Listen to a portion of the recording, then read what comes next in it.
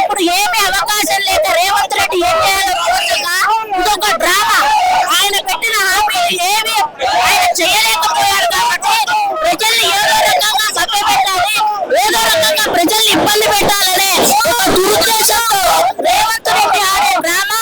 ఈ డ్రామాకి చంద్రబాబు నాయుడు అర్థం కూడా ఉంది కాబట్టి దయచేసి ప్రజలందరూ కూడా అర్థం చేసుకుంటున్నారు. కాళేశ్వరం వద్దు, ఈ రేవంత్ రెడ్డి వద్దు అనే నినాదాన్ని ఇక్కడున్న ప్రజలే కాదు యావత్తు తెలంగాణ ప్రజల గుండెల్లో రేవంత్ రెడ్డి వద్దు, తెలంగాణ వద్దు, కేసీఆర్ వద్దు అంటున్నారు. కాబట్టి దయచేసి అందరూ అర్థం చేసుకోవాలి, మీడియా వాళ్ళు కూడా అర్థం చేసుకోవాలి. ఈ రేవంత్ రెడ్డి పాలన చాలా దుర్మార్గమైన పాలన. ఆయన ఏం చేయాలో తోచక ఏదైనా ఇబ్బంది గురి చేయాలనే ఒక దురుద్దేశంతో ఇదంతా చేస్తున్నాడు. కళ్యాణాలు చూపిస్తానన్నాడు, ఏమైందయ్యా? తులం బంగారం ఏమైంది? తులం బంగారం ఇలేదు. దళితులకి పైసలు ఇస్తాన్నావు, దళిత బంధు ఇస్తానన్నావు, కేసీఆర్ కంటే ఎక్కువ ఇస్తాన్నావు. నేను ఒక దళిత బిడ్డని, ఎంఆర్పిఎస్ రంగారెడ్డి జిల్లా అధ్యక్షురాలి, నాకు ఇంతవరకు ఒక్క రూపాయి రాలేదు. దయచేసి వారు చేసిన హామీలన్నీ దొంగ హామీలు, అవి కప్పిపుచ్చుకోవడానికి ఇప్పుడు ఈ కాళేశ్వరం అనే దాన్ని ముందుకు పెట్టి జనాలు భయప్రాంతాలు గురి చేసి ఆయన ఆడే డ్రామాలు. కాబట్టి దయచేసి ప్రజలందరూ అర్థం చేసుకుంటున్నారు. ఈసారి తప్పకుండా బుద్ధి చెప్తారు. ఇదే ఆయనకి శాస్తి. జై తెలంగాణ, జై కేసీఆర్, జై కాళేశ్వరం. సో విన్నారు కదా, టిఆర్ఎస్ పార్టీ రాజేంద్ర నగర్ నియోజకవర్గం మహిళా కార్యకర్తలు చెప్పినటువంటి అంశము తాటాకు చెప్పులకు భయపడేది లేదు. కేవలం రాజకీయ పరిణామాలు అంటే ఏదైతే కాంగ్రెస్ పాలన యొక్క తీరు అసంతృప్తిగా మారిందో దాన్ని డైవర్ట్ చేయడానికి మాత్రమే కేసీఆర్ కి నోటీస్ ఇవ్వడం జరిగింది అని చెప్పి రాజధాని నుంచి వచ్చినటువంటి మహిళా కార్యకర్తలు మాట్లాడుతున్నారు. ఇంకొంతమంది తీసుకుని మాట్లాడించే ప్రయత్నం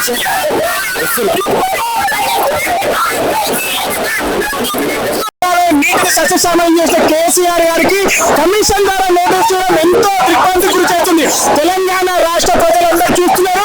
రేపటి భవిష్యత్తులో కాంగ్రెస్ కి పునాదులు లేకుండా తెలంగాణ రాష్ట్ర ప్రజలు మళ్ళీ సీఎం కేసీఆర్ గారిని కోరుకుంటున్నారు.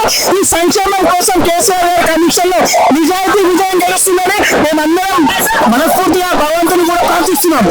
కేసీఆర్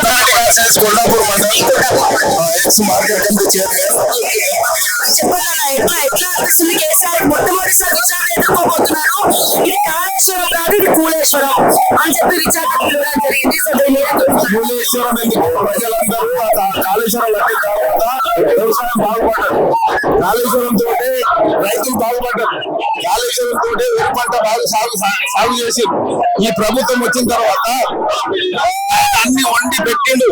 కేసీఆర్ గ్రామాల్లో ఉరికి చెప్పడానికి ట్రాక్టర్లు పరికరాలు ఇచ్చిండు, కరెంటు 24 గంటలు ఇచ్చిండు. వీడు వచ్చి 20 సార్లు అంటే కరెంటు పోతున్నారు. లంగ ప్రభుత్వమే దొంగల ప్రభుత్వం. రాత్రి ఒక మాట, పొద్దునీకి ఒక మాట. రాత్రి చెప్పింది మా అప్పటి చెప్పింది మాడుగా చెప్పింది రేణి కాలేక ఈయన రేవంత్ రెడ్డి పుట్టగతలు మాట్లాడుతున్నారు తప్ప ఏదో దొంగ సాటున గెలిచినట్టు. ప్రజలంతా రైతు బంధు లేదు, రైతు రుణమాఫీ అన్న మాట మీద